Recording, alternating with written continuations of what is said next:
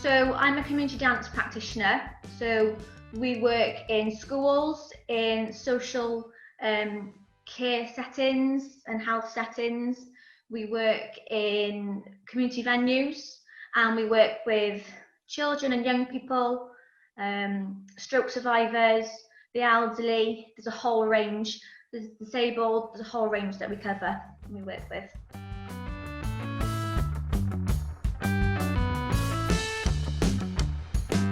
Before I applied, I researched the organisation, so I had a little bit of background, and I knew that they were a community dance organisation, but I didn't have any experience in community dance.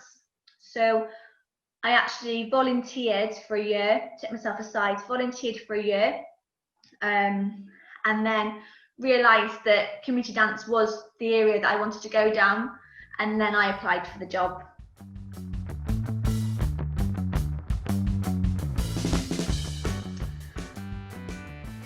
I'd say if you've got a particular job in mind, I always remember my lecturer telling me in university to just network, because as soon as you come out of whatever it is, school, college, university, jobs aren't going to be there. You have to look for them.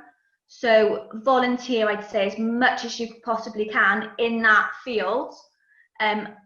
It's a good way of them getting to know you and you getting to know the job that you want to do.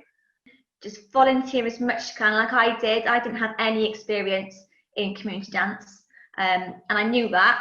And I think as long as you know that you don't have experience, that's okay. Don't go into something expecting that you're gonna know about the job. You're gonna have the knowledge, because you won't have the knowledge straight away. So I think having experience beforehand is always really, really good.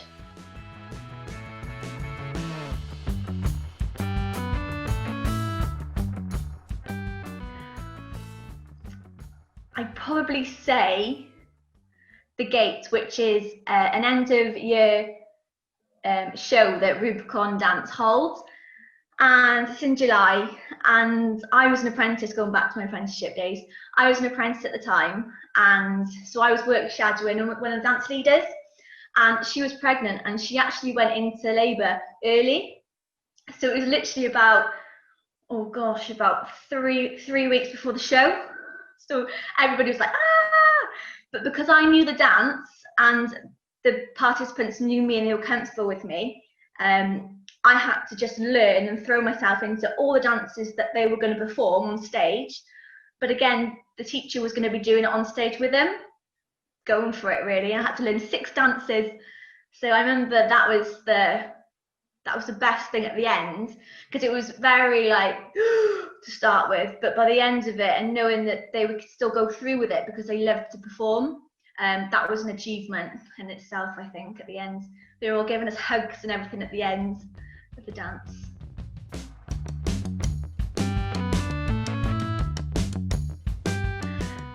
Yes, so every day is completely different.